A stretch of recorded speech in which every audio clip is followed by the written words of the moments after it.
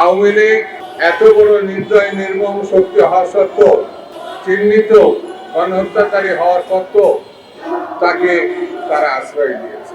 বন্ধুত্বের মুখোশে তারা গণহত্যাকারীকে সমর্থনের মধ্য দিয়ে গণতন্ত্রের বিপক্ষে অবস্থান নিয়েছে। বাংলাদেশের স্বাধীনতা এবং সার্বভৌমত্ব যদি রক্ষা করতে হয়, তাহলে এই গণহত্যাকারীদের, লুটেরা এবং তাদের বন্ধুদেরকে আমাদের রুখতে হবে, ঠেকাতে হবে, সজাগ থাকতে হবে। আর তা যদি সজাগ না থাকে, তাহলে আমাদের বড় ধরনের ক্ষতি হয়েছে। শুধু এতটুকু বলবো, বাংলাদেশের নির্বাচিত সরকারকে যারা ঠেকাতে চাবে, যে নির্বাচিত সরকার জনগণের ভোটের মাধ্যমে বাংলাদেশে ক্ষমতা গ্রহণ করবে, জনগণের হৃদয় সরকার হিসাবে আসবে, সেই সরকার আসতে পারে জনগণের ভোটের মধ্য দিয়ে। বসুন্ধরা টিস্যু, অশুদ্ধতার বিরুদ্ধে এক বিন্দুও ছাড় নয়।